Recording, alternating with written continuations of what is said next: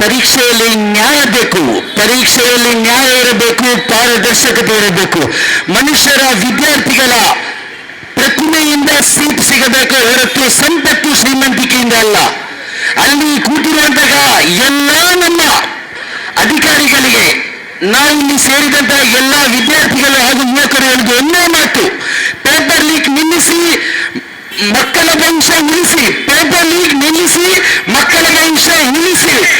ಮೇ 13ರಂದು ನೀವು ಪರೀಕ್ಷೆ ಕೊಟ್ಟು ಇನ್ನು ಬರುವ 9 ದಿನಗಳಲ್ಲಿ ಇಲ್ಲ, ಮಕ್ಕಳಿಗೆ ಪರೀಕ್ಷೆಯ ಪೇಪರ್ ಲೀಕ್ ಆಗಿದೆ. ಆದ್ದರಿಂದ ನಾವು ಇನ್ನು ಬರುವ ಕೆಲವು ದಿನಗಳಲ್ಲಿ ಪರೀಕ್ಷೆ ಮಾಡುತ್ತಿದ್ದೀವಿ ಎನ್ನುತ್ತಾ ಎಂದರೆ ಆಗಲ್ಲ. ಯಾಕಂದರೆ ನೋಡ್ರಿ, ಆ ಇರುವ 9 ದಿನಗಳಲ್ಲಿ ನಮ್ಮಂತಹ ಇಲ್ಲಿರುವ ಎಷ್ಟೋ ವಿದ್ಯಾರ್ಥಿಗಳು ಹಗಲು ರಾತ್ರಿ ಒಂದು ಮಾಡಿ ಕಲಿತಾ ಇರ್ತಾರೆ.